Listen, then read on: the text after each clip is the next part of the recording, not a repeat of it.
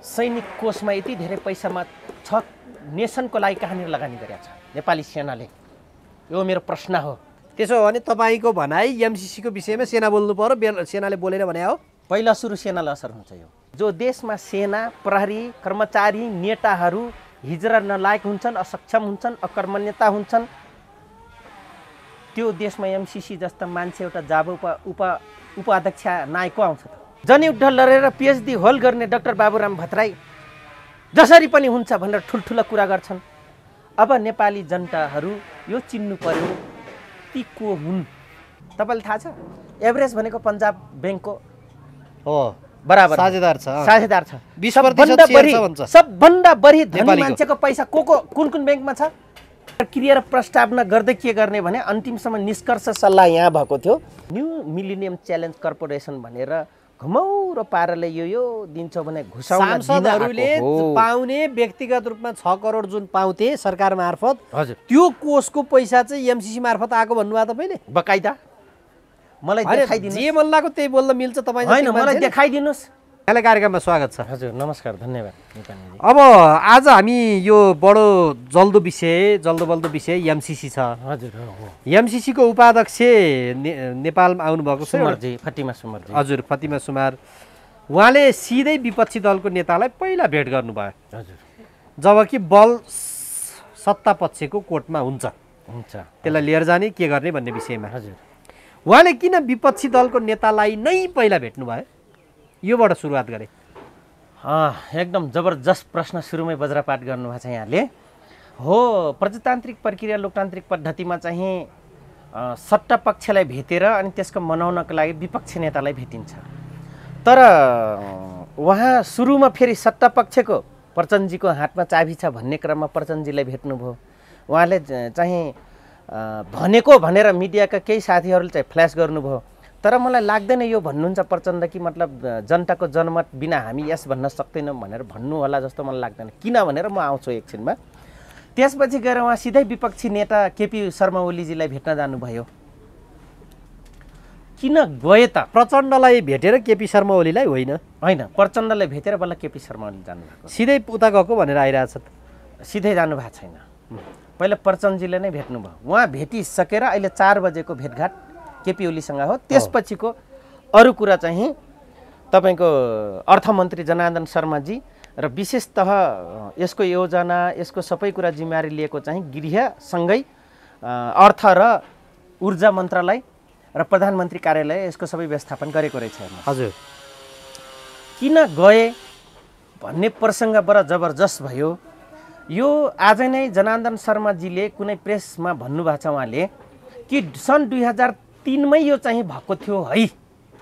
अब यहाँहरूले आँकडा गर्नु पर्यो, सन् 2003 मा 2000 नेपाली विक्रम सम्वत 2059 थियो है। हजुर, त्यो बेला चाहिँ। हजुर, र यो सन् 2003 मै किन भयो त भन्दाखेरि त्यो बेला चाहिँ नेकपा माओवादीले 8 ट्रक जति हतियार लुटेको थियो, त्यो डाङमा हानिएको थियो। र त्यो बेला चाहिँ कमिटमेन्ट चाहिँ सेना र तत्कालीन प्रधानमन्त्री उहाँ नै हुनुहुन्थ्यो। शेरबहादुर देउवा अपदस्थ हुने बेला भएको थियो। शेरबहादुर देउवाले नै लिनुभएको थियो त्यो बेलाको नेतृत्व देशको। उहाँले इमर्जेन्सी लाउनु भएको थियो। हेर्नुहोस् 2058 पनि 2052 सालमा पनि रोमियो अपरेसन र तपाईँको किलो सेरा 2 चलेको थियो। अनि 2059 मै यो गर्नुको कारण के थियो भन्दाखेरि होइन अब कन्फ्लिक्ट भयो दक्षिण एसियामा, श्रीलङ्का छँदैछ र इन्डिया र विश्वको उसले चाहिँ दक्षिण एसियाको कन्फ्लिक्टलाई मोडालिटी चाहिँ श्रीलङ्का हुने या नेपाल हुने भनेर आफैमा हेरिरहेको थियो र कतिको विध्वंस हुन्छ, यो गृहयुद्धको मोडालिटी के हुन्छ र कतातिर जाँदैछ भनेर बहुत डिप्ली वाच भएको थियो। हेर्नुहोस् त्यही प्रसङ्गमा यो चाहिँ नाम चाहिँ मिलेनियम च्यालेन्ज थिएन। हेर्नुहोस् तर त्यसलाई चाहिँ यसरी टुङ्गोमा पुर्याउने, यो एड गर्ने, सेनालाई यसरी हतियार सुसम्पन्न गर्ने, विध्वंस भएको निर्माणलाई यसरी टेवा दिने र यसरी लगानी गर्ने भनेर त्यतिखेरै केही खाका फ्रेमवर्क भइसकेको थियो। नाम चाहिँ फरक थियो। हेर्नुहोस् 58 सालमा 58 सालमै भनेको त्यति बेला माओवादी द्वन्द्वको जगजगी एकदम चरम चुलीमा थियो। त्यति बेला नै यो एमसीसी नाम सेम नभए पनि हजुर अमेरिकाले यसरी नेपालमा कुनै विकास साझेदार कार्यक्रमहरू गर्ने भनेर तपाईँ कुरा भएको थियो। जस्तै यहाँ मैले धेरै यहाँको अगाडि फाइलहरू गरेँ। जस्तै तपाईँको यो फ्रेमवर्क एउटा थियो, process in the cycling system भन्ने थियो। ए हजुर, यो कतिखेर भएको छ भन्दाखेरि मैले त्यो चिठी टोक्दाखेरि यो तपाईँको यो थियो मे 1 देखि 6, 2003 श्रीलङ्कामा र यहाँको मोडालिटी के गर्ने भनेर थियो। हेर्नुहोस् यो एउटा हो। आज इन्ट्रेस्टिङ खुलासा गर्नुभयो तपाईँले। हो अनि लास्टमा यहाँ तपाईँको step towards degeneration in the war भन्ने टपिक्समा उहाँले के गर्नुभएको छ भने 6वटा टपिक्समा यसरी लेख्नु भएको थियो। लास्टमा के थियो भन्दाखेरि सुरुमा थियो कन्फर्मेसन अफ द प्रोजेक्युटिसिरी भनेको त्यतिखेर चाहिँ प्रोजेक्ट अनि न्याय,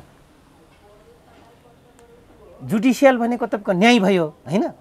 प्रोजुडिसियरी भनेको प्रोजेक्ट मार्फत जनतालाई कसरी न्यायीकरण गर्ने भने पहिलो थियो भने लास्टमा थियो lose of human value only war position of the तपाईँको भ्यालुट भन्ने थियो। यो एउटा थियो। त्यही बेला तपाईँको एउटा फेरि त्यसैमा फ्रेमवर्क भएको थियो एनेक्स फर्स्टमै हो है। फेरि यो एनेक्स फर्स्टमा के थियो भने ग्रुप एमा यसको विभिन्न प्रोसेसहरू छन्। यो प्रोजेक्ट अनुसार तपाईँको जनतालाई ल्याइसकेपछि के गर्ने लास्टमा यो द्वन्द्वकालकै बेलामा यस्तो खालको प्लान भएको थियो कि द्वन्द्व पछि चाहिँ द्वन्द्व जब 2059 जब पिक पोइन्टमा वार भिर्यो नि होइन द्वन्द्व व्यवस्थापन गरेर चाहिँ यो गर्ने भन्ने थियो कि द्वन्द्वकै क्रममा? द्वन्द्वकै क्रम र व्यवस्थापन अन्तिम समय फेज छ। ए हजुर, यो थियो हेर्नुहोस् है। त्यो पनि त्यही बेलाको हो। अब म तपाईँले भन्छु त्यसपछि कन्फ्लिक्ट म्यानेजमेन्ट के गर्ने भनेर यो प्रोजेक्ट पिस प्रोसेस पछि के गर्ने भने यसमा फाइनल गरिएको छ। हेर्नुहोस् त्यति बेला नै बडा आज कुन निकायले सहयोग गरेका थिए म नाम भन्छु यहाँलाई। यसको ठुलो निकायहरू छ। जस्तै त्यसपछि जेटीजेट मार्फत जाने या युएनडिपीले डाइरेक्ट गर्ने भने त्यतिखेर यसको नेतृत्व जेटीजेटले गरेको थियो।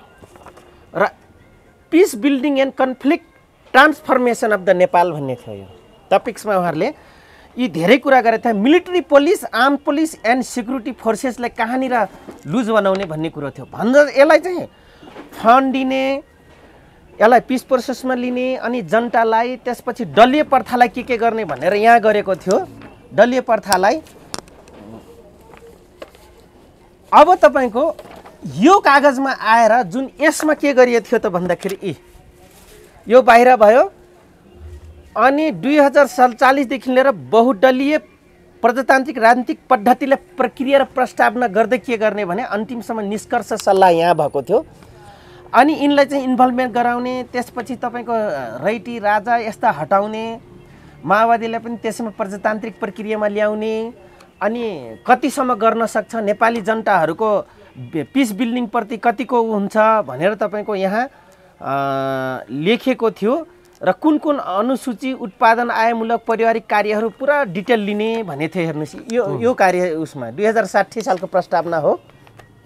हेर्नुहोस् अनि दलहरूलाई कसरी ड्यामेज गरेर के गर्ने भनेर अनि थ्रेसहोल्ड सिस्टम ल्याएर त्यो इन्भल्भमेन्ट भएको 2063-64मा दललाई आफ्नो आफ्नो मुद्दा ल्याउँछन्, तिनलाई रिकलेक्ट गर्ने, हजुर रिड्यामेज गरिदिने, रिकलेक्ट गर्ने, वन बेन्चभित्र ल्याउने, त्यसमा भाग लिन लाउने, त्यसको मुद्दालाई चाहिँ युरोपियन युनियनले बाई प्रोसेसली कसरी गर्ने, जिसमा पुरा होइन उठेका मुद्दाको रिसोल्युसन ल्याउनको लागि जिसमा चाहिँ टुङ्ग्याइदिने भनेर जुन भयो। र अहिले यसलाई घाँरो के भयो भने यो तीनटा संस्थाले त्यतिखेर तपाईँको नेतृत्व गरेको थियो। गठबन्धन भन्ने शब्दमा त्यो कुरा त्यो खल्टीबाट आएका 2 क्लास 3 क्लास पढेका राजनीतिक नबुझेका यति धेरै पार्टीहरू आए, साना दल भए, तिनीहरूले के थाहा भएन भने हामीले यसरी पुरा ओ आकारमा ल्याएर चाहिँ हामीलाई ड्यामेज गर्छ। जसले बिग पार्टीको भ्यालुहरू बढ्छ आउँछ पार्लियामेन्टमा र तिनलाई चाहिँ आफ्नो मुताबिक प्रयोग गर्ने 2/3 मेजोरिटीमा ल्यायो पनि र स्पेसल सक्छन् प्रजातान्त्रिक आउँछन्, प्रजातान्त्रिक आयो भने फेरि कम्युनिस्टहरू कन्फ्लिक्टतिर डिस्ट्र्याक्टतिर जान्छन् उनीहरू आफै। त्योभन्दा बरु राम्रो वामपन्थीहरू दक्षिणपन्थीहरूलाई 2/3 मेजोरिटीमा ल्याउने, पार्लियामेन्टमा इस्टाब्लिस गर्ने र त्यो आफ्नो मकसद पुरा गर्ने भनेको थियो। म 2074 मा भाग लिँदै मैले भनिसकेको थिएँ विभिन्न मिडियामा कि यो योजनाबद्ध तरिकाले आउँदैछ। अन्तिममा वामपन्थीलाई प्रचण्ड या केपी मध्ये एउटालाई ल्याउँछन्, सकेनन् भने फेरि काङ्ग्रेसलाई दिन्छन्, भएन भने एकै ठाउँमा इन्भल्भमेन्ट गरेर मकसद पुरा गर्छन्। मैले पश्चिम मकसदभित्र चाहिँ के छ? हजुर, मकसदभित्र चाहिँ के छ? मकसदभित्र गर्ने भन्ने चाहिँ मकसदभित्र यही नै हो। के कुरा हो भने आजको दिनसम्म आफ्नो धेरै सरकारमा आएर युएनडिपी, जेटिजेड, एक्सन एड, डेनिडा, आइएनजिओ फोरमहरू जति पनि छन् पुरा गर्न नसकेको कुरा डाइरेक्ट एनजिओ भन्दा आइएनजिओज भन्दा एनजिओज फन्डलाई एक्टिभेट नगरिकन अब हामी चाहिँ गभर्नमेन्ट टावरले जाने हाम्रो मकसद पुरा गर्न। यो कतिखेर भएको छ भन्दाखेरि म तपाईँलाई होइन, मकसद भनेको के? अहिले एमसिसीले जे उद्देश्य लिएका छन् त्यो मकसद भन्नुभयो? त्यही मकसद हो। म तपाईँले भन्छु यो किन गठन भयो। अब म तपाईँलाई भन्छु, एकचोटि थारूहरूको कुरा लिएर बर्दियामा गएर सबै कूटनीतिकका नियोगका मान्छेहरू र आइएनजिओजको लिएर गएर तपाईँको बर्दियामा जुन मिटिङ भयो, यहाँहरूलाई पनि थाहा हुनुपर्छ, ठुला मिडिया साना, त्यतिखेर सानो मिडिया थिएन, ठुला मिडियामा आइरहेको थियो थरोट आन्दोलनको बेलामा हो। बर्दियामा गएर यिनीहरूले त्यो दिन के कुरा पुरा गरे त भन्दाखेरि अब हामीले एनजिओज र आइएनजिओज मार्फत हामी सक्दैनौँ, अब यो एनजिओ र आइएनजिओज भएका हाम्रा जति पनि मान्छे थिए तिनलाई चाहिँ पार्टीगत सोनपातिक प्रणालीमा पसाउने र त्यो बाई गभर्नमेन्ट ल्याउने, यही मकसद थियो। हेर्नुहोस् अहिले देखाए एक। अर्को कुरो अब अझै सकिएन, अन्तर्राष्ट्रिय एजेन्सीले अझै नसकिसकेपछि तपाईँको अहिले एमाले फुटाउने, माओवादी फुटाउने, मधेसवादी दल फुटाउने, सकेसम्म काङ्ग्रेसलाई पनि त्यहाँ पक्ष र विपक्ष गरेर फुटाएर अनि बहुमतीय प्रणाली देखाएर र यिनकै यस मेन मान्छे मार्फत र यस पार्टी मार्फत तपाईँको एमसिसीलाई पास गराउने एउटा रणनीति अन्तर्गत आज आफै फट्टीमा सुमर आइपुग्नु भयो र जोनठन आफै आउनुभयो, जोठन ब्रेक्स आफै आउनुभयो। उहाँहरू सबै तपाईँको वर्ल्ड ब्याङ्कमा काम गरिसकेका र दक्षिण एसिया पेसिफिक रिजनल सेक्टरका सदस्य, मेम्बर र काम गरेर कर्मचारी भइसकेका व्यक्ति हुन्। उहाँहरूको मैले राति बायोडाटा हेरेँ सबै के रहेछन् भनेर। त्यो अन्तर्गत आएको एमसिसी हो। त्यसैले नेपाली जनतालाई भ्रम के रहेछ भने यो अस्ति भर्खर आएको हो होइन। अहिले त्यो त एमसिसी प्रोजेक्ट नै 2003 बाट सुरु भयो। हो हजुर हो। र त्यति बेला अब द्वन्द्वग्रस्त मुलुकहरूमा चाहिँ गर्दै गयो भनेपछि 50 वटा देशमा आजको दिनमा कार्यान्वयनमा छ। तर 50 वटा देशमा टार्गेट, 47 वटा देशमा चाहिँ पूर्ण रूपले इन्भल्भमेन्ट भइसकेका उहाँहरू। 47 वटा देशमा 50 वटा देशमा टार्गेट, त्यसमध्ये 50 वटा देश टार्गेट मध्येमा नेपाल एउटा बाँकी थियो जो पूर्णता प्राप्त गर्नको लागि उहाँहरू असक्षम हुनुहुन्थ्यो वामपन्थीहरूको आन्तरिक टकरावले गर्दाखेरि।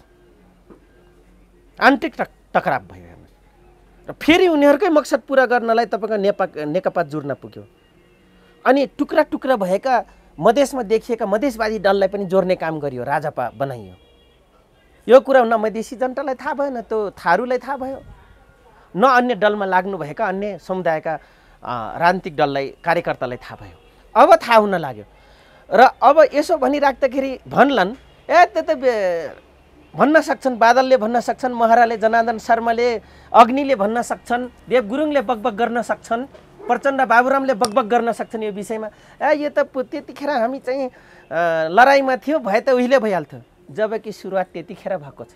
यही कागजको लागि उनीहरू आफै त्यति बेला यो गराउनु पर्छ भन्नेमा इन्भल्भ थिए कि थिएनन्? थिए। अनि आज किन विरोध गरिरहेछन् त? नौटङ्की। जनताले देखाउनु परेन, राष्ट्रवादी चरित्र देखाउनु परेन भनेपछि पैसा चाहिँ अमेरिकाले पनि दिन्थ्यो त्यति बेला द्वन्द्वकालमा। अब अमेरिकाले साथ नदिकन आज पिस प्रोसेस इन्ड भएको हो र? मैले पिस प्रोसेसमा त दिइहाल्छ नि, द्वन्द्व बढाउन दिएको थियो र भन्ने मैले। द्वन्द्व बढाउन त दिएकै थियो नि। आज रोयल फ्यामिलीको एभिडेन्स सुन्नु, यहाँको मिलिट्री नै तपाईँको कमजोर हुनु, इन्भल्भमेन्ट हुनु के हो त्यो? किन दिन्छ म तपाईँलाई भन्छु, भन्नु न। तत्काल रूपमा अफगान हेर्नुहोस्, यहाँ जति पनि छ नेपाली आर्मीसँग के हो युएन लेखेको देख्नु भएको छैन यहाँले? तपाईँ हामीले देखा छैनौँ र? दिन्छ, ग्लोबली उसमा चाहिँ एड गर्छ। फेरि यहाँका कठमुल्लाहरू आर्मीहरू नेपाली ढुज्जी उडाउनेहरू सेना बनेर ढुज्जा उडाउनेहरू यो भन्लान् मेरो यो प्रसङ्गमा पागल जस्तै बोल्यो भन्लान्। होइन, यो डन्डा अझै लम्बिए भए हजुरको, अझै लम्बिए भए। यो भ्रष्टाचार के अहिलेको भ्रष्टाचार मिडियाले कराइरहेछन्, ज्ञानेन्द्र शाही जस्ता मान्छे क्याम्पेनिङ गरिरहेछन्। यो मात्रै होइन, योभन्दा खतरनाक भ्रष्टाचार हुन्थ्यो। कसरी हुन्थ्यो? यो या त्यो बहानामा जर्नेल र कर्नेल, जिल्ला सेक्रेटरीदेखि लिएर तपाईँको सरकारको सिडिओ साहब भनौँ न, जिल्ला सेक्रेटरीहरू, कर्मचारीहरू, ठुल्ठुला मिनिस्ट्री लेभलका कर्मचारीहरू फस्टाउँथे। हेर्नुहोस् किन? त्योभन्दा महँगो नाइट भिजन आएको थियो नि त्यतिखेर। नाइट भिजनभन्दा पनि महँगो छिट्याइदिने टाइपको तपाईँको एयरक्राफ्टहरू, हतियारहरू, ट्याङ्कहरू, यो सबै भ्रष्टाचार गर्नको लागि त्यतिखेर युएनले एड गरेको थियो। हेर्नुहोस्, तर त्यो जनताले खोजेन। अझै यहाँको यो भ्रष्टाचारको प्रसङ्ग कहाँबाट आयो? एमसीसीमा पनि भ्रष्टाचारकै कुरा गर्न खोज्नुभयो बकाइदा। यो कुरा त यहाँ सुन्नुहोस्, अहिले हामी सुरुकोमै यहाँले प्रश्न मलाई गर्नुभयो नि, सट्टा पक्षलाई नभेटिकन विपक्षलाई सुरुमा किन गयो त? पहिले त ठम्ठम्याउनु पऱ्यो नि। अब यहाँ त कति छ भन्दाखेरि म तपाईँलाई भनिदिन्छु, एमसीसी पास हुनलाई सट्टा पक्ष काङ्ग्रेसमा उत्तिकै बार्गेनिङ चल्नु पर्यो।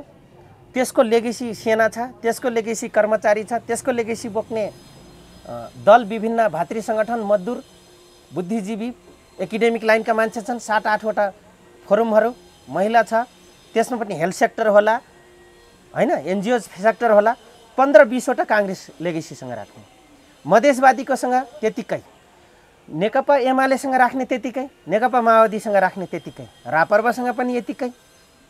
यी सबैले ब्यालेन्स गर्नको लागि त सामान्य पैसाले त पुग्दैन, सबैको मुख ठुट्नु पर्यो नि। जनता त उही एउटा पिके भन्ने फिल्म थियो, ढब्बा लगाउने भन्थे नि, त्यो ढब्बा लगाउने नै जनता हो, स्वस्तिक चिन्ह हान्ने नै जनता हो।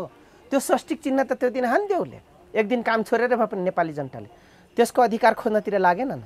अधिकार कोसँग खोज्छ त? गाविस साविससँग वहीँ ठर्काइहाल्छ, मेट्रोपोलिटनभित्रै ठर्काइहाल्छ, उपमेयर, मेयर, वाराध्यक्ष, सदस्यहरू ठर्काइहाल्छन्।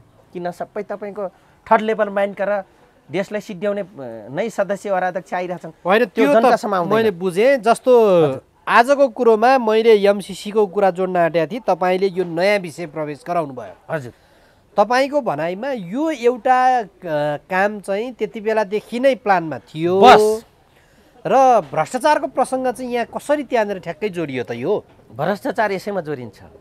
एमसीसी पनि भ्रष्टाचार गर्नलाई ल्याएको हो त? किन ल्याइँदैन? किन गरिँदैनन् र किन ल्याइयो त? तपाईँले जो क्वेसन गर्दै हुनुहुन्छ त, यो त बहुत मजा छ। किनभने उसले विश्वभरिबाट एड माग्ने हो। कसले? अमेरिकाले? अमेरिकाले। यो एउटा प्रोजेक्ट हो, युएनको नयाँ किसिमको, युएन र विश्वले अमेरिकाले आफ्नो पैसा हाल्ने हो नि त। त्यसमा त अमेरिकाले चाहिँ अनुदान दिएको हो। यो हुँदै होइन, यो गलत हो। हेर्नुहोस्, म पनि इन्ट्री गरेँ मान्छे हो त्यहाँभित्र, मलाई पनि थाहा छ के छ। ल भन्नुहोस् त, त्यसो हो भने के हो त खास कुरा? त्यही त पहिला माओवादीलाई 5 लाख दिने र शान्ति प्रक्रिया ल्याउने भनेर एउटा प्रोजेक्ट वर्क गरेर ल्याए पैसा। 5 लाख भनेको जम्मा 5 लाख रुपियाँ? 5 लाख दिने भनेर के माओवादी? 5 लाख डलर? के अरे 5 लाख नेपाली दिने भनेर। तर ग्लोबल होल 247वटा नेसनबाट त उसले होल कलेक्सन गरेको छ नि। अहिले पनि त्यसमध्येको टप 1 विकसित देशहरूको, त्यो देशमा कस्तो हुन्छ भने तपाईँ हामीले जागिर गर्दाखेरि कति % कटाएको हुन्छ राज्यले?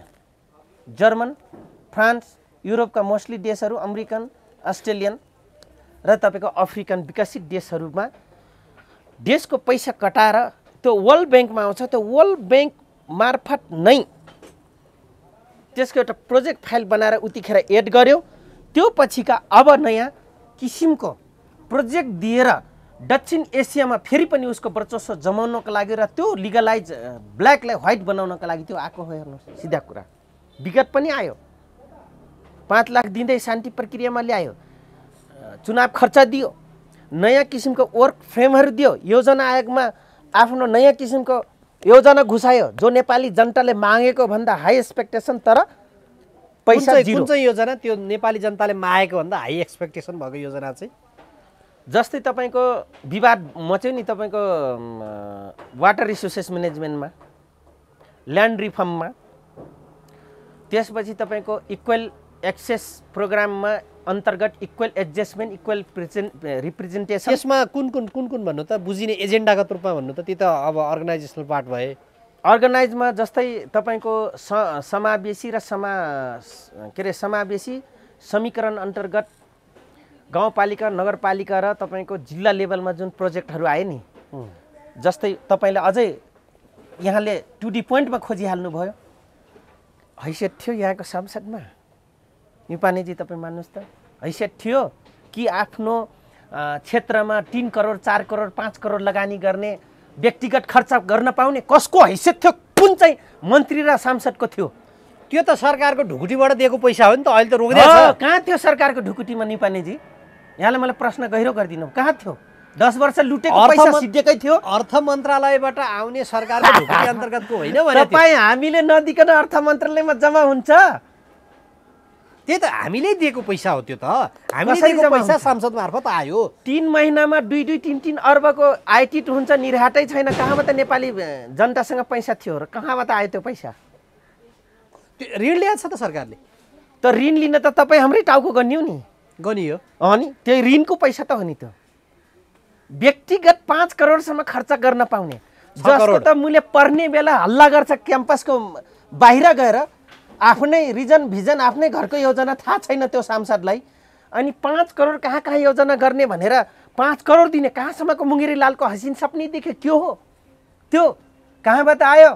अनि यो सबै प्रसङ्ग यहाँ कसरी जोडियो त? यो 6 करोड रुपियाँ त्यो हिजोको दिनमा बजेट मार्फत सरकारले दिन्थ्यो, सांसद क्षेत्र निर्वाचन कोष अन्तर्गत त्यो पैसा जान्थ्यो। त्यतिखेर त्यो प्रोजेक्ट पनि जनतालाई गुमराह राखेर खुब राम्रो रमाइलो दिवा सपना मुङ्गेरी लालको हसिन सपनी देखेर त्यो प्रोजेक्ट फाइल योजना आयोगमा पेश गरियो र दिने भने जनता खुसी भए।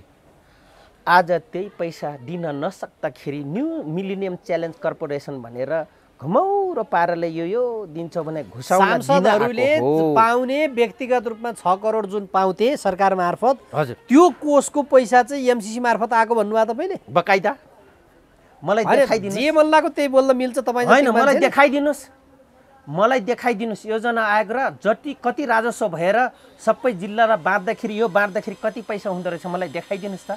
होइन, त्यो एमसीसीको त उसको प्लान भिन्नै छ, काम भिन्नै छ, त्यो एउटा संस्थाको रूपमा चाहिँ काम गर्छ। तपाईँ त्यो चाहिँ यहाँ सुन्नुहोस्, 50% यो प्लानमा खर्च भएर आइसकेको पैसा हो, अब 50 बाँकी थियो। लोकतान्त्रिक देशमा छैन 55 अर्ब आइसकिकन खर्च भइसक्यो। त्यसो भए त्यो कुनै त माइका लाल त के अरे मुख्य सचिव बनेर अर्थमन्त्री दुईचोटि बनेर आउनुभएको युवराज खटिवराको सबभन्दा राम्रो अर्थमन्त्री भने गुहारेको अब टान्नुपर्ने भयो फाइल। 1 लाख खर्च गरेर मिडियाले कम्पेलिङ गरिदियो भने के हुन्छ तिनको हालत? के हुन्छ तिनको हालत? 50% आइसकेको थियो। अब थप त्यसको प्रोजेक्ट वर्कको नाम फेरेर 50 चाहिँ लोकतान्त्रिक देश भनेर जब आफूलाई भन्यो र निर्वाचित 2/3 मेजोरिटी जब आइसकेपछि उत्तरपन्थीहरूको वामपन्थीहरूको राज्य र तपाईँको त्यसमा इन्भल्भमेन्ट भयो विपक्षी दल नेपाली काङ्ग्रेस। अब चाहिँ गुड वेल राम्रो समय छ यो बेला चाहिँ एमसीसी कर्पोरेसनलाई फाइलिङ गर्न भनेर उनीहरूले यस गर्न भनेर उनीहरू आइपुगे।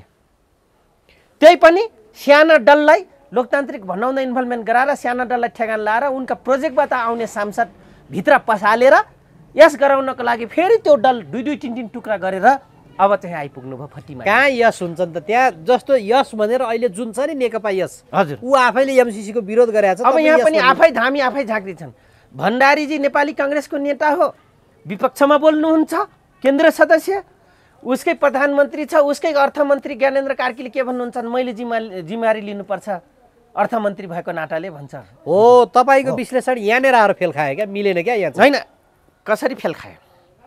कसरी चाहिँ नि त्यहाँ राजनीतिक दलका नेताहरूलाई टुटाई फुटाई फेरि चाहिँ नि त्यो मान्नको लागि बाध्यता भएको छैन नि? अझै विपक्षी दलको नेताले होइन सत्ता पक्षले पोजिसन। अब म आउँदैछु, अब यहाँ सुन्नुहोस्। अनि त्यसै लेगेसी राख्ने केपीलाई त्यहाँ विपक्षमा पारिएको छ, माधव कुमार नेपाललाई टुक्राएर घुमाउरो पाराले नेकपा एमाले समाजवादी बनाएर फेरि बाध्य बनाएर यता ल्याइएको छ।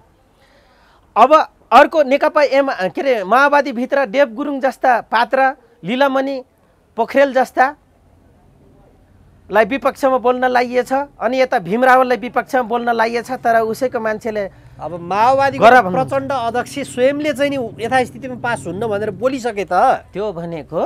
त्यो भनेको यो पालि होइन, जनताले मानेनन्, मलाई अर्को पालि जिताऊ अनि यसरी 2/3 बहुमत मेरोमा पो भएपछि पास हुन्छ त। जो 2064 सालमा मलाई ल्याउनु भएको थियो त्यसरी ल्याउनुहोस् न भन्न खोजेको हो के निपानेजी? होइन यहाँ सुन्नु न तपाईले, ल मैले माने त्यो त उनीहरूले भनिरहेका छन्, प्रचण्डले भनिरहेका छन् हामी 2/3 ल्याउनु पर्यो, हामीले चुनाव जित्नु पर्यो, देशमा अबको 1 नम्बर पार्टी माओवादी बन्नु पर्यो भनिरहेछन्, हो कि हैन? हो, उनले बोल्या भएर जनताले मत दिन्छन्, अनि अर्कोले आएर पैसा दिन्छ भने जनताले भोट हाल्छन्। यस्तो तर्क गर्न मिल्छ? सुन्नुस्, प्रचण्डजीले आफै भन्नुभएको छ कुनै भिजुअलमा, कुनै प्रोग्राममा 1 नम्बर बनाउनुहोस्, पैसा लिनुहोस्, आखिर पहिले पनि यही भएकै हो। नेपाली जनतालाई कसले पैसा लिने? नेपाली जनताले लिने रे, जनताले पैसा लिने? उही पैसा लिएर हामीले जिताएकै हो। वाइसेल साइसेल राटाराट दुनियाँ बनाएर जनता ल्याएर तिनलाई क्यान्टोनमेन्टबाट खाली गर्न लाएर फेरि मत प्राप्त गरेकै हो भन्ने उहाँको भनाइ छ। भनेको माओवादीलाई भोट हाल्नुहोस्, पैसा लिनुहोस् भनेका छन् प्रचण्डले, बकाइदा भनेका छन्। होइन भने खोजी गर्नुहोस्, त्यो मैले भनेको भिजुअल छ एउटा, म कुनै दिन म सेयर गर्छु। कति सालतिर? अस्ति भर्खरै हो, अहिले भर्खरै। यही अब यही केपीसँग जोरी खोज्दाखेरिको भिजुअल हो। अब आउने चुनावमा माओवादीले भोट हाल्नुहोस् भन्छन् क्या, तर पैसा लानुहोस् भनेका छैनन् होला। किन नभन्नु? उनलाई अझै के थाहा छ भने अझै नेपाली जनतालाई बखरा बनाएर पैसा दिएर म पैसाको। अब यो सबै कुराहरूको एमसीसीसँग कसरी साइनो जोडियो क्या? किन नजोडिनु? एमसीसी अब नयाँ फ्रेमवर्क र नयाँ पैसा मुद्दा शब्द लेखेर नयाँ किसिमको डिजाइन गरेर आएको छ। होइन, सडक र ऊर्जाको कुरा छ, उहाँ चाहिँ गोरखपुरसम्म चाहिँ नि सडक विद्युत विस्तारको लाइन बन्दैछ। यहाँ सुन्नु, सडक र ऊर्जा हिम्मत छ? भयभरको सडक बनाउने यत्रो मिलिट्रीहरू बोका भएर बसिरहेछन्, सशस्त्र बोका भएर बसिरहेछ, ठेक्कापट्टा उल्टो गर्छ, केमा काम लाग्ने सङ्गठन तपाईँको राज्यको एउटा प्रणाली कहाँ प्रयोग हुन्छ। अनि ऊर्जा, अब ऊर्जा आयो, ऊर्जाको यत्रो ठुलो लगानी, जबकि 1 मेगावाट उत्पादन गर्नको लागि 12 करोड रुपियाँ चाहिन्छ। तिनले सिकाउनु पर्छ, हामीलाई थाहा छैन। नर्मल 12 करोड भइपरि आएको खण्डमा रिक्स प्रोजेक्टमा 1 करोड थप लाग्छ, 13 करोड रुपियाँ लाग्छ। राम्रो गरी प्रोजेक्ट सेट गर्ने हो भने कति छ यहाँ थाहा छ? 600 मेगावाटभन्दा माथि निकाल्ने भनेर प्रोजेक्ट छ। अब मानिलिनुहोस् यहाँले 600 मा 1 मेगावाटमा 13 करोड रुपियाँ खर्च हुन्छ भने अब इन्टु गरिदिनुहोस् त यहाँले। 13 छ। तपाईँले भन्न खोजेको के हो त? ल भन्नु त। तपाईँले प्रश्न जो गर्नुभयो कि ऊर्जा र सडकको कुरो छ भन्नुभयो यहाँले। हो, यसमा दुई मत छैन नि। दुई मत छैन नि। अब 600 मेगावाटभन्दा माथि छ या नेपालमा यस्तो रोडहरू छ जसले एउटा रोड बनाउनको लागि तपाईँको यहाँको गाविस गाउँपालिका र एउटा नगरपालिकाको बजेट बढीमा 15 किलोमिटरभन्दा हैसियत हुँदैन। के ठुलो कुरा गर्छन् यहाँको योजना आएको? सिकाइदिनु पर्यो या उनलाई ल्याउनुहोस् त ठेकेदारलाई। अनि त्यही त प्लानर इन्जिनियरलाई ल्याउनुहोस् त, त्यसपछि हामी भनिदिन्छौँ। प्लानर इन्जिनियरलाई ल्याउनुहोस् नेपाल सरकार र प्राइभेटको। 15 किलोमिटरमा कति बजेट पुग्छ कि पुग्दैन? एउटा नगरपालिकाको पनि बजेट पुग्छ कि पुग्दैन? मलाई देखाइदिनुहोस्, भनिदिनुहोस् त। होइन नि, यहाँ पुगेको कुरा छैन क्या। एमसीसीले यो पैसा यहाँ सुन्नुहोस् त, त्यही पैसा पुग्दैन त एमसीसी पास गर्नु पर्यो। त्यही पुग्दैन त न्युपानेजी, एमसीसी ल्याउनु पर्यो, बिग अमाउन्टको प्रोजेक्ट ल्याउनु पर्यो। त्यो प्रोजेक्टको निम्ति पनि मिलेनियम च्यालेन्ज कर्पोरेसन पास गर्नुपर्छ भने हो। तर कति वर्ष? एकै दिन आउँदैन यति धेरै पैसा। यो पनि नेपाली जनताले 5 वर्षसम्म भनिएको छ। त्यो त एमसीसीका त्यसका चाहिँ हेर्नु 5 वर्ष होइन, 5 वर्ष होइन, एक पुस्ता बस्छ, अर्को पुस्ताले किक आउट गर्ने उही अफगान जस्तै तालिबान जस्तै लड्नुपर्छ। दक्षिण कोरियामा 5 वर्ष लगाएको आज के छ हाल? विकास त भएको छ, तर गएको देख्नु भएको छ यहाँले? दक्षिण कोरियामा गएको देख्नु भएको छ? प्रेसर कुकरमा सिट्ठी लाएर खाइदियो अमेरिकन सेनालाई, बल्ल भियतनाममा गयो लडाइँपछिको प्रोजेक्ट आउँदाखेरि। एक डालो पैसा लिएर जाँदाखेरि तपाईँको इन्डोनेसियामा खाना पाउँदैन। त्यहाँ द्वन्द्व चलेको थियो, गएको थियो होला। त यहाँ पनि सिटी उड्डा चलिरहेछ। यहाँ पनि सिट उड्डा छ, कुलवार छ, इन्टरनल कुलवार छ। हाम्रो त विदेश नीति कहाँ त्यस्तो छ त? असंलग्न परराष्ट्र नीति हो नि हाम्रो। त्यही असंलग्न परराष्ट्र नीतिलाई त एड गरेर एमसीसी प्रवेश गर्दैछ। क्या मजाले प्रश्न गरिदिनु म यहाँले, धन्यवाद त्यसको लागि। यो टपिक छुट्दै थियो। भनेपछि हाम्रो देशमा त्यसो भयो भने अब अमेरिकन सेना आउँछ भन्नु खोज्नुभयो तपाईँले? सेना त उहिले पनि आयो, किन त होइन, उहिले आएको फरक हो, औपचारिक रूपमा र अनौपचारिक रूपमा छन्। त्यहाँ एम्बेसी भित्र छन् सिभिल ड्रेसमा, यहाँहरूलाई के थाहा छ? एम्बेसीमा त उनीहरूको चाहिँ नि इम्युनिटी चाहिँ हुन्छ, किन बस्दैन त? बसिहाल्छ नि, प्रिभिलेज हुन्छ त्यहाँ त बसिहाल्छ नि। के उसलाई विश्वमा शान्ति सेना भनेर जाने यहाँको आर्मी बोकाहरू उसको एम्बेसी एउटा एम्बेसडरलाई घेराबन्दी गरेर सेक्युरिटी दिन सक्दैन? त्यसमा त यस्तो शान्ति गर्नलाई यही गोर्खा चाहिने। भिएना convention on law of treaties 1969 याद गर्नु पर्यो, त्यहाँ चाहिँ नि त्यसका चाहिँ नि प्रावधानहरू याद गर्नु पर्यो। त्यहाँ अब त्यो चाहिँ इम्युनिटिज र ट्रिटिज अन्तर्गत रहनेहरू त छुट्टै भइहाल्यो नि, एमएससी भित्र त उनीहरूको अधिकार भयो। हो, क्या मजा ल्याउनु भयो भिएना कन्भेन्सनको कुरा। भिएना कन्भेन्सनमा जिनियोसाइड वार गरेका थिए र हाम्रा कुटनीतिक नियोगले मारिदिन्छन् भनेर त त्यो ट्रिटी पास गरेका हुन्। यहाँको खै त नेप्टे कुहिएका जाँड खानेहरू बुझेर। तपाईँले नेपाली सेनालाई किन यसरी गाली गर्नुभयो फ्याट्टै? किनभने उहाँहरूले गरेकै यही छ त। अझै भन्नुपर्दा त ड्रेसै क्यान्सल गर्नुपर्छ। म त भन्छु 10 वर्ष जाहिर खायो भने यिनले के ट्रेनिङ दिनुपर्छ, ढपाइहाल्नुपर्छ। नयाँ डिजिटल गाउँमा ल्याउने तिनलाई, अब लाइफमा आऊ, त्यो बोका बनेर बस्ने होइन। नयाँ नयाँ युवा डिजिटल युगको युवालाई पठाउने हो। इन्जिनियर, डक्टर, प्लानर, इकोनोमिक्स पढेका। सेना आजको दिनसम्म विवादमा छैन, प्रोफेसनल छ है, यो कुरा याद गर्नुपर्छ। किन नहुनु? प्रोफेसनलको नाउँमा कालो कर्तुत ढाक छोप गरेको छ यहाँको सेना। देख्नुभएको छ इन्टरनेसनल वारमा कहाँ गएको छ? त्यही हात हल्लाउन र घर बनाउन, त्यो नाइजर साइजर, कङ्गो सङ्गो, रुवान्डा, बुरुन्डी, त्यही यहाँ गरे भए के हुन्थ्यो? त्यो त्यहाँ पैसा लिएर गर्नुभन्दा विश्वको डाँजो युरोपियन स्ट्यान्डर्ड पुर्याउनलाई सक्षम छैन र? हप्ताको 2 चोटि नेपाली जनतालाई सुरक्षा हो।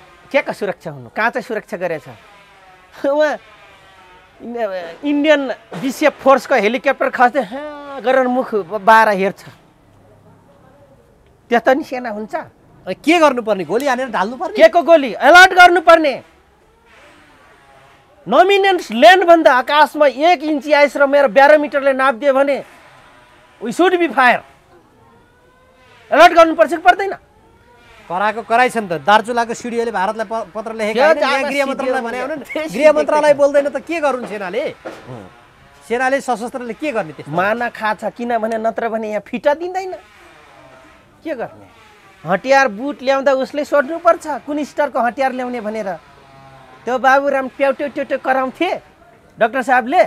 1950 को सन्धि असमान छ, तर के धारामा असमान छ लेखे भने प्रधानमन्त्री बन्दा सब खिचेछन्। किन भन्नु? अनि तपाईँले भन्नुभयो प्रोफेसनल छ। नेपाली जनतालाई लाट हटाउनलाई प्रोफेसनल छ। नेपाली जनतालाई गृह युद्धको नाउँमा बलात्कार गर्न प्रोफेसनल छ। नेपाली जनतालाई बुट बजार्नलाई प्रोफेसनल छ। नेसनको लागि होइन, नेपाली जनतालाई ऋण बोकाउनलाई प्रोफेसनल छ।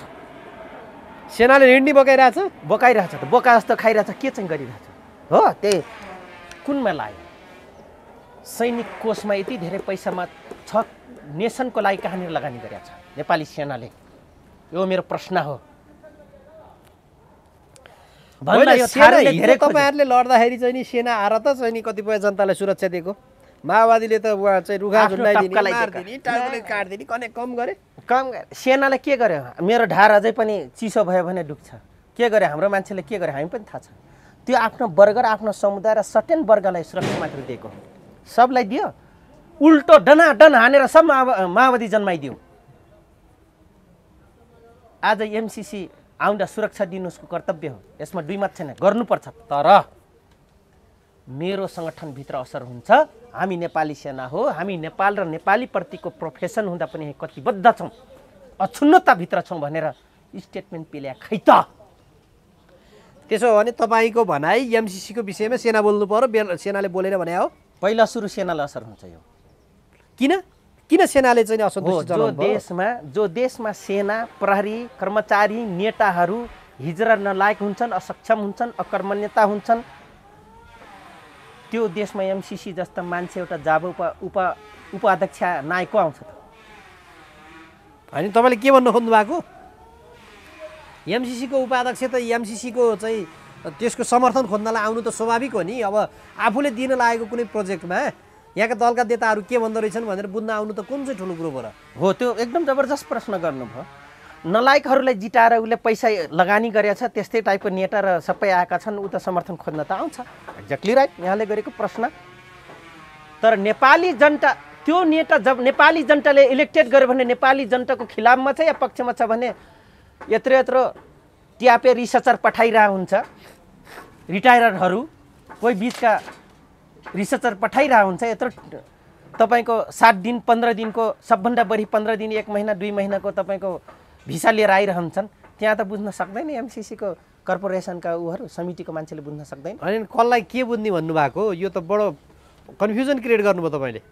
नेपाली जनताले हाम्रो प्रोजेक्टमा चाहिँ यस छ कि छैन, अथवा हामीले पैसा लगानी गरेर जिताएका सीएमहरू, नेपाली सांसदहरू चाहिँ जनताले विभिन्न पक्ष आइराखेकै छ। हजुर, तर जनताको प्रतिनिधित्व गर्ने भने त संसदको सांसदहरू भए बस होइन। त्यही सांसदहरूसँग बुझेपछि त जनतासँग जानु पर्दैन भन्ने उनीहरूको तर्क होला। यद्यपि यसमा मेरो चाहिँ पछि विपक्षी छैन क्या। हो, अब ल्याउनु भयो यहाँनिर एकदम जिस्मा कुरा ल्याइदिनु भयो। उसले त्यही टाइपको आफ्नो मान्छे ल्याएको छ, उसले जनतामा जान सक्दैन, उसको काम पनि होइन एमसीसीको, जानु पनि हुँदैन। तर उसकै फेभरको मान्छे सबै छन् पार्लियामेन्टभित्र, अनि ऊ त मजा छाती फुलाएर आउनु त स्वाभाविक हो नि। कहाँ फेभरमा छन्? विरोध गरेका छैनन्। त्यो त हरेक राजनीतिक दलभित्र विरोध छ। त्यो त जनतालाई यस्तो राष्ट्रवादी जनता भएको मानसिकताको उसलाई क्रिएट गर्नलाई, आफ्नो सेन्ट्रलाइज गर्नको लागि गरे सब। त्यही पार्टीको मान्छेले एमसीसी पास गरौँ भन्छ, भीमराव उफ्रिन्छन्, खुलेर गाली गरे रामकुमारी झाँक्री जस्ता। त नेपाली जनताको पैसामा बनेको ट्युको होस्टेलमा बसेको परिणाम मैले अस्ति देखेँ रामकुमारी झाँक्रीजीको। हेर्नुहोस् है, त्यही पार्टीको प्रधानमन्त्री छ, एमसीसी पास पागलहरूले विरोध गर्छन् भन्ने डाक्टर रामशरण महतज्यू र शेरबहादुर देउबाजी आफै हुनुहुन्छ। त्यसको अर्थमन्त्री म जिम्मेवारी लिन्छु भन्छ। उसैको पार्टीको मान्छे भण्डारीजी विरोधमा आउनुहुन्छ। त्यसैको सुप्रिम कमान्डर नक्लिन माओवादी नेता सुप्रिम कमान्डर भनाउँदो त्यसको पक्षमा बोल्छ। देव गुरुङ जस्ता कठमुल्ला कम्युनिस्टहरू उसकै विरुद्धमा बोल्छन्। मधेसी जनताको विरुद्धमा हुन्छ कि भनेर अर्को पार्टी उसकोमा बोल्छन्, के अरे तपाईँको जसपाभित्र बोल्छन्। उसैको नेतृत्व गर्ने, जनयुद्ध लडेर पिएचडी होल्ड गर्ने डाक्टर बाबुराम भट्टराई जसरी पनि हुन्छ भनेर ठुल्ठुला कुरा गर्छन्। अब नेपाली जनताहरू यो चिन्नु पर्यो ती को हुन्। तपाईँको भनाइ चाहिँ के त त्यसो हो भने? एमसीसी पास नेपाली जनताको जनमतबाट हुनुपर्छ एक। अर्को कुरो, तिनीहरूको संविधानभन्दा, हाम्रो संविधानभन्दा तिनको संविधान र उनको लेखा परीक्षण भन्दा हाम्रो लेखा परीक्षण तल हुनु हुँदैन जस्तै लेखेको छ। एमसीसीमा संशोधन हुँदैन भनिसक्यो। हिजोको दिनमा के हेरेर साइन गरे त? त्यसो भए त 2003 मा साइन भएको मैले देखाइदिइसकेँ त फाइल यहाँहरूलाई। भनेछन् आज अर्थमन्त्रीले सन् 2003 मै पास भएको छ, त्यो संशोधन गर्न मिल्दैन। अब मान्नुस् कठमुल्लावादी कम्युनिस्टहरू कि काङ्ग्रेसलाई सपोर्ट गर्ने नेकपा एमाले, तत्कालीन माले र लडाइँमा भएको जो समेत म समेत इन्भल्भमेन्ट भएको पार्टी चाहिँ एमसीसीको पक्षमा भएर यो सब नेपाली जनतालाई बेवकुफ बनाएर तै सर्वे सारो मेरो भगवान होस् हजुर भनाउनको लागि कहाँ भनेको छ? प्रचण्डले कहाँ भनेको छन्? यथास्थितिमा पास हुँदैन, फेरि संशोधन नभई पास हुँदैन। हो, मलाई 2/3 बहुमत ल्याएर ल्याउनुहोस्, टोरमटोर गरेर म पास गराइदिन्छु भने प्रचण्डजीले फेरि दोहोऱ्याएर आयो। तोडमटोड त तोडमटोड भने त संशोधन होइन। संशोधन भए त पास गर्छु म हामी भोट दिने भनिसक्यो त माओवादीले। के भन्नु? त्यही टोरमटोर गर्दै अझै यो जो उसको पक्षमा हुँदैन, किनभने यता धेरै दल भए, धेरै दल भए। धेरै दलमा त पैसा बाँडफाँड हुन्छ, पावर सेयरिङ बाँडफाँड हुन्छ, धेरै कुरा बाँडफाँड हुन्छ नि। उहाँले 2/3 मेजोरिटी 2/3 बहुमत ल्याएर बल्ल गर्ने उहाँले भन्नुभयो। त्यो भाषामा काइटे भाषा छ के नेपालीजी, काइटे भाषा। 2/3 बहुमत ल्याएपछि चाहिँ म एमसीसी पास गर्छु भन्नुभएको छैन क्या उहाँले। भाषाको असाइ त्यही हो मैले भन्न खोजेँ यहाँलाई। तर उहाँले एउटा चाहिँ बडो इन्ट्रेस्टिङ कुरा गर्नुभएको छ, पद र पैसाका लागि मात्र लड्ने हो भने हाम्रो पार्टी त विघटन गरिदिए हुन्छ भन्नुहुन्छ। हो, उहाँले जब जब गाह्रो पर्छ, जब जब उहाँले विगतको ढोङ रचेर सब आश्वासन दिनुभएको छ, त्यो आश्वासनको मूल्य खोज्न थाल्छन् कार्यकर्ता, नेताहरू, जनताहरू, अनि उहाँले पार्टी विघटन गर्ने कुरा गर्नुहुन्छ। पहिला पनि पेरिस डाँडामा अध्यक्ष छोर भन्दाखेरि अथवा यसरी पार्टी चल्दैन एक छत्र छायामा प्रचण्डको भनेपछि पार्टी विघटन गरौँ भन्नुहुन्थ्यो। हो, गर्दा गर्दै नेकपा बन्नुभयो। फेरि दोहोऱ्याउनु पर्ने भयो इतिहास, सम्झाउनु पर्ने भयो नेपाली जनतालाई। अब अहिले फेरि नेकपा माओवादी केन्द्र भइसकेपछि जब जब आन्तरिक प्रजातन्त्र या आन्तरिक कलह या आन्तरिक सिद्धान्त, नीति, कार्यक्रम पार्टीले लिएको बाटोमा जब जब विवाद उठ्यो नि, अब फेरि चाहिँ उहाँले विघटन गरौँ भन्दै हुनुहुन्छ। यो बुझ्नुहोस्, 33 वर्ष त खाइसक्नु भयो एक छत्र छायामा। उहाँले टोरमटोर गरेर दुनियाँलाई भुल्याएर दुनियाँलाई यो बात ऊ बात, त्यो तन्त्र यो पन्त्र, यो इजम त्यो इजम, अन्तर्राष्ट्रिय राष्ट्रिय के भनेर खाइसक्नु भयो उहाँले। अब जब एमसीसीको जवाब दिनलाई गाह्रो भयो, अब फेरि त्यही भन्दै हुनुहुन्छ। कुरा भएको तपाईँको आजको दिनमा त्यसो हो भने विश्लेषण के हो? एमसीसी सदनबाट पास हुन्छ कि हुँदैन त? हामी कराउँदा कराउँदै एमसीसी सदनबाटै पास हुन्छ। यो अहिले नेपाली जनताले यो बुझ्नु पर्यो। माओवादीले भोट हाल्छन्। नेपाली जनताले आजको दिनसम्म यो बुझ्नु पर्यो, कराउनु पर्छ, तर हामी कस्ता मान्छे पार्लिमेन्टमा पठाछौँ, त्यो नाम यो नाम उत्तरपन्थी र दक्षिणपन्थी, प्रगतिशील र के अरे अझै प्रतिगमन र अग्रगमन भन्नेहरूलाई चाहिँ हामी पठाएछौँ र आज एमसीसी हामी कराउँदा लागिरहेको छैन भनेपछि हाम्रा मान्छे होइनन्, हाम्रा थरका हुन्, हाम्रा बोली भाषा बुझ्ने हुन्, हाम्रै दाजुभाइका वंशज चाहिँ हुन्, तर दिमाग, मन, मस्तिष्क र यिनको दिनचर्याले हाम्रो होइनन् भन्ने आजदेखि बुझ्नुपर्छ नेपाली जनताले। एमसीसी पास गरे भने अब तपाईँ भन्दै हुनुहुन्छ गर्छन् भन्नुहुन्छ, फेरि गरे भने यस्तो बुझ्नुपर्छ भन्नुहुन्छ, के भन्नुहुन्छ? तिनको मान्छे हुन् त गर्छन्, सबै कहाँ हुन् त? विरोध कसरी गर्छन् त? नत्र हत्तेरीको म भन्दैछु यहाँलाई घरिघरि कि नौटङ्की गरिएछ। एक पाटोलाई विरोध गर्दै आयो है भनेछन्, अर्को पाटो हुन्छ भनिरहेछन्। भनेपछि अन्तिममा यो विरोध गर्नेहरूले पनि गएर सबैको मत दिन्छन्। किन अचम्म नमान्नुहोस् नेपाली जनताहरू, 50 लाख मूल्य टोक्नेहरू र तपाईँ हामीले पानी बाराबार गर्नेहरू आज पानी बाराबारकै स्थितिमा छौँ भने 50 लाख मूल्य टोकाएर नेता बन्नेहरू एकै ठाउँमा शासनभार चलाइरहेछौँ। त्यो मैले माने, तर एमसीसी पास गरौँ, एमसीसी पास विरोध गर्नेहरू र विरोध नगर्नेहरू एकै ठाउँमा छन्। यो पनि भ्रम नपर्नुहोस् नेपाली दाजुभाइहरू, दिदीबहिनीहरू, यो व्यर्थ हुन्छ। विरोध गर्दा गर्नुहोस्, नगर्नुहोस् म भन्दिनँ मैले पनि। तपाईँ हामीले कराउँदा कराउँदै पास हुन्छ, किन घिचिसकेको छ, घिचिसकेका छन्, प्रक्रियामा छिरिसकेको छ, काम भइरहेको छ। गठबन्धनमा दरार आउँछ भन्दैछन् यो एमसीसीले, डराइसके। अब चाहिँ नि के दरार, गठबन्धनमा समस्या हुने भयो भनेर के दरार हुन्छ? केही पनि आउँदैन। यो मन्त्री फर्किन्छन्, अर्को मन्त्री जान्छन्, फेरि अर्कोसँग साँठगाँठ गर्छन्, सट्टा चलाउँछन्, के चाहिँ दरार आउँछ? दल नै त्यहाँ चाहिँ गठबन्धनबाट चाहिँ अहिले सत्तापक्ष बिल्कुल मजा। झन् एमसीसीका प्रोजेक्टलाई त समितिले झन् फाइदा, किनभने सानो दललाई थ्रेसोल्ड लाएर सिध्याइदियो, ठुला दललाई टुक्रा टुक्रा गर्छ, त्यहाँ आफ्नै मान्छेलाई धेरै दल भएको देखाउँछ, पास गरिदिन्छ। हेर्नुहोस् के चाहिँ अचम्म हो, के चाहिँ दरार आउँछ, के चाहिँ आएको थियो, के चाहिँ आउँछ, के आउने होला छ र? कहिले पास गरौँ भन्छन्, कहिले नगरौँ भन्छन्। त्यसो हुँदाखेरि यही विषयलाई लिएर भोलि चाहिँ सदनमा टेबल भयो भने हजुर त्यस समस्याहरू आउँछ। हिजो संसदको घटना पनि देखिहाल्नु भयो, त्यस्तै चाहिँ नि घटना केही पनि होइन। जो हान्न गयो गङ्गा चौधरी भन्ने मान्छे, त्यो त्यसैबाट सञ्चालित हो। के चाहिँ हान्न गयो? माओवादी र एमाले भएको कारणले हान्न गई? के चाहिँ हान्न गयो?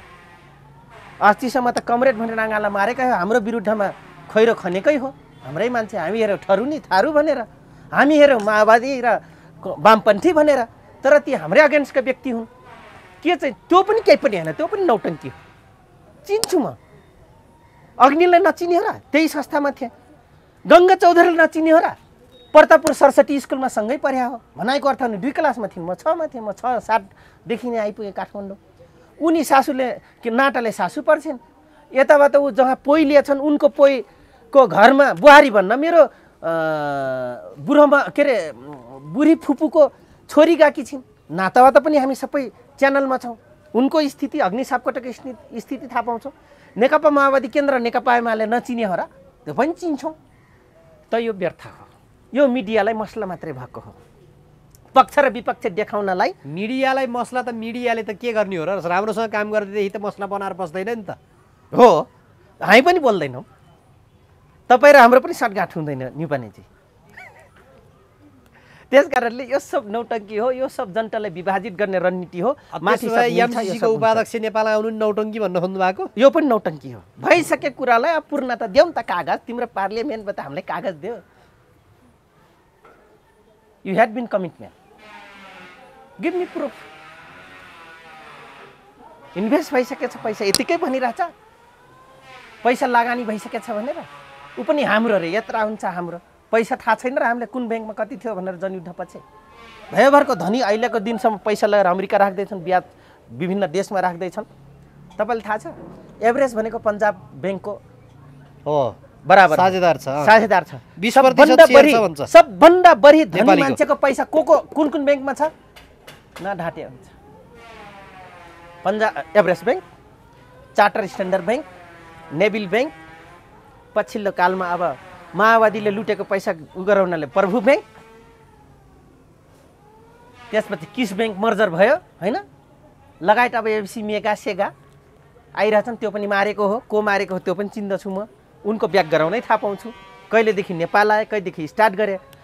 त्यस कारणले लाहनु चौधरी यहाँ कृषि गरेर भए पनि चुप लाएर बसेको छैन। तपाईँले अब एमसीसीको बारेमा निकालेको अन्तिम कन्क्लुजन के होला भन्नुहोस् त। अन्तिम पोइन्टमा एमसीसी अनि त्यसपछि अर्कोमा जाउँ। अन्तिम कन्क्लुजन यो पालि भएन भने नेक्स्ट गभर्मेन्टमा र नेक्स्ट इलेक्सनमा तपाईँ हामीलाई पेलेर गरिदिन्छ। यति पेलिदिन्छ कि को विगत कराएको थियो अहिले को कराउँदैछ एमसीसीको अगेन्स्टमा भनेर एउटा एउटा मुद्दा लाएर भित्र हालेर पास गरिदिन्छ। हेरिराख्नु होला, यही हो यसको फर्मेसनको पार्टमा चाहिँ। यो अघि तपाईँले भन्नुभएको सबै यही हो, यही नै हो। योभन्दा फरक फरक कागजहरू फ्रेमवर्क बन्छ। अघि म जोड्न चाहेँ, त्यसपछि बर्दियामा बैठक बसेर अब हामी यसरी दिनु हुँदैन डोनेसन, हामी बाई गभर्मेन्ट आउनुपर्छ, यसो गर्ने, यो कारण त्यसपछि यसलाई इस्ट्याब्लिसमेन्ट गर्ने भनेर त्यो दिन निर्णय भयो। बर्दियामा बैठक बसेको राजदूतहरूको, धेरै नखोक्ता हुन्छ ती राजदूतहरू। हाम्रा मान्छे हेर्दा लाटा थिए, कट्टु लाएका ढोटी लाएका थिए होइन, गम्छा ओढेका थिए, तर हाम्रो मान्छे हामीलाई रिपोर्ट दिइरहेको थियो।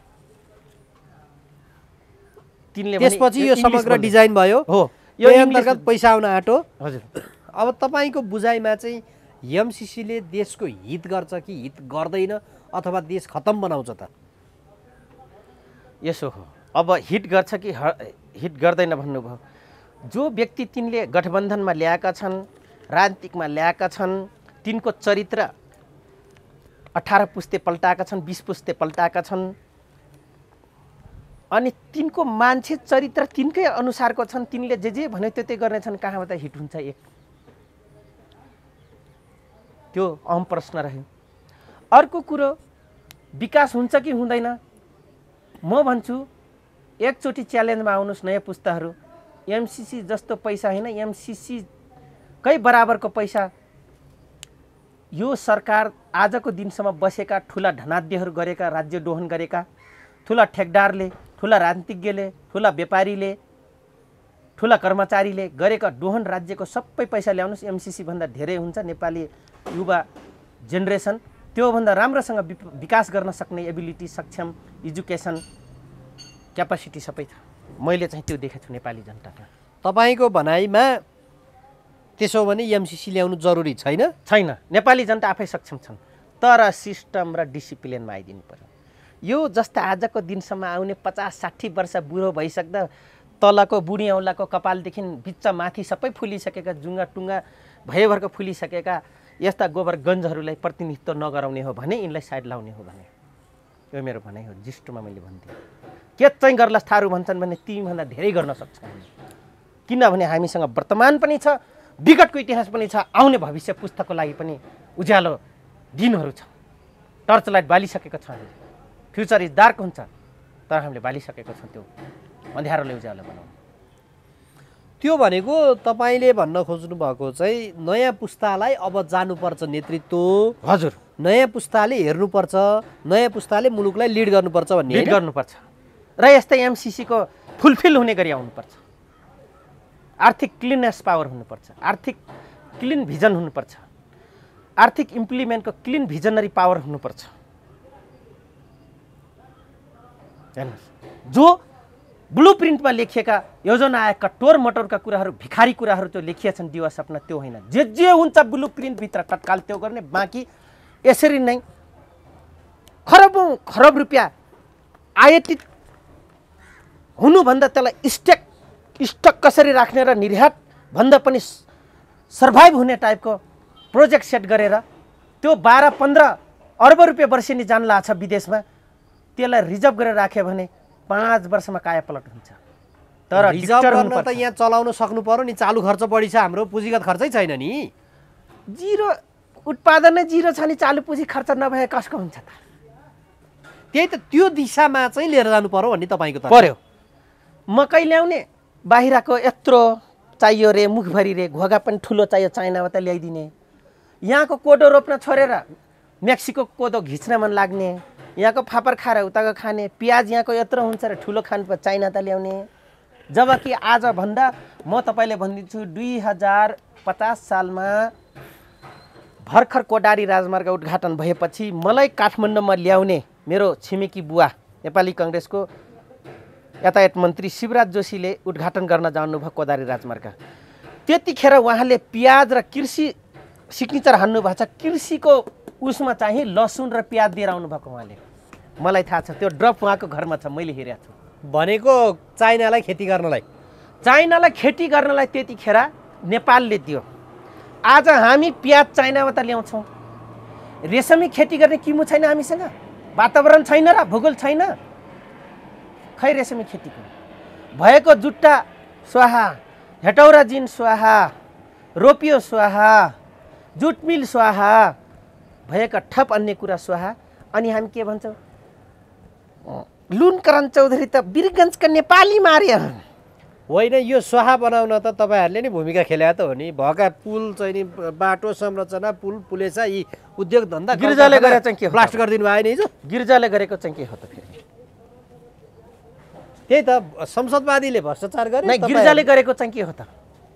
हो, आज जबरजस्त एउटा प्रश्न उठाइदिनु भयो। अब आक्षेप लागेपछि पार्टी रक्षा मन्त्रालय फुस्किसकेपछि बादलजी आउनुभयो, म गाई पाल्दै थिएँ, भाइ विद्रोह गर्नु पर्यो भन्नुभयो। बसौँ के का लागि दाई भने मैले, नौलो जनवादी क्रान्ति रे। अब आयो फेरि कुरो माधव कुँवर नेपालको। नौलो बहुदलीय जनवाद भन्थे, उहाँले त नौलो जनवादी भन्छन्। एक अनि फेरि अर्को पाली के भने राष्ट्रिय पुँजी क्रान्तिको लागि विद्रोहमा आउनुपर्छ, तिमी जस्तो मान्छे गाई पालेर बस्नु हुँदैन भने। मैले नै दाई कहाँ छ राष्ट्रिय पुँजी? भयभरको गिर्जा प्रसाद कोइरालाले भताभुङ बनाए, दोस्रो पल्ट हामी उडाइदिइहाल्यौँ। अब रह्यो कहाँ? त्यो आरोप अहिले पीडितको पीडित। अनि म लेक्चर मान्छे गोबर सोर्न पुगेँ। यही रहेछ राष्ट्रिय पुँजी क्रान्ति चाहिँ। अब म थारू, एउटा थारूको बच्चाले 18वटा गाई पालेर राष्ट्रिय पुँजी क्रान्ति हुन्छ त दाई भने मैले। यहाँ जबरजस्त प्रश्न गर्नुभयो, आज मैले भन्न बाध्य भएँ। गाई पालेर पुँजी यो के अरे राष्ट्रिय क्रान्ति हुँदो रहेछ भन्ने तपाईँको निष्कर्ष? केही पनि हुन्न। त्यो लोकेन्द्र बिस त उसको खेती गरे पनि केही पनि हुनेला छैन। कसैले पनि किबी रोप्ने प्र्याक्टिकल गर्ने, यहाँ एउटा नारको वैज्ञानिक लिएर आउने, अनि घरमा रोप्ने, अनि कलमी गर्दै बेच्दै गरे। इन्डियाले अहिले सबै पूर्वी मिजोरम, मणिपुर, पहाडी इलाकामा, इम्फालतिर साइडमा मैले देखिरहेको छु र यही तपाईँको यही सिक्किममा हाम्रो प्याजभन्दा चाइनिज प्याज जत्रो ठुल्ठुलो एउटै किबी एक पाउ 1.5 पाउको पठाइदियो नेपालमा। अहिले सब कालीमाटी बजारमा त्यही किबी देखिरहेको छौँ। जब त्यही त यहाँ आयात बढी भयो निर्यात भन देशमा चाहिँ स्वदेशमुखी अर्थतन्त्र चाहिँ हाबी हुन सकेन भन्ने निष्कर्ष होइन यसको हो त्यो स्वदेशमुखी अर्थतन्त्र भयो भने यस्ता आमुलाई गोर्खा र एमसिसी चाहिँदैन मैले भन्न खोजेँ र आजको दिनसम्म 3 करोड जनतालाई भारी बोकाउने म्यानेजमेन्ट प्रणाली र भ्रष्ट प्रणाली सेना प्रहरी भ्रष्टाचारी बिजनेसम्यान निर्यात गराउने अपग्रेडिङ गर्दै जाने त्यसलाई बढावा दिनेहरू र भ्रष्टाचारी नेता र बुद्धिजीवी थिङ्क ट्याङ्कहरूलाई आजदेखि पुरस्कृत गरौँ एमसिसी चाहिँदैन। यहाँको धनाढ्यहरू यहाँको सम्पत्ति बेचेर पैसा विदेशमा राखेर डलरको ब्याज खाने ठुल्ठुलो कुरा गर्ने अनि फेरि यो नेपाललाई अमेरिका बनाउनै पर्छ भनेर नेगोसिएटरहरूलाई आजदेखि पुरस्कृत गरौँ, तिमीलाई नङ्ग्याउँ। एमसिसी चाहिँदैन। 10 वर्षमा यहाँको मिलिट्री आर्म फोर्सलाई सिधै रिटायर गरिदिउँ। डिजिटल युगको योजना राम्रा भएका पठाउँ। मिलिट्री रिटायर गरिदिउँ भनेको भएको सेना विघटन गर्ने भन्नुभयो? विघटन गर्ने होइन, तिनको 10 वर्षको कार्यलाई विघटन गर्ने क्या, ल्याइदिने पब्लिकमा। के गर्ने पब्लिकमा ल्याएर भनेको अहिले जे ठेकापट्टा यो रोड बनाउने के गर्छ सबैमा काम, केही काममा लगाइदिने, मजाले लगाइदिने, भट्टा दिउँ तिनलाई। उनको ग्रेटिङ स्केल किन घटाउने भनेको तपाईँले भन्न खोज्नु भएको सेनाले यस्ता खालका विकास निर्माणका काममा चाहिँ सेना प्रयोग हुनु पर्यो भन्न खोज्नु भएको? सेना र स्वयंसेवक दल सेना प्यारामिलिट्री हुन्छ नि, निर्माण सेक्टरका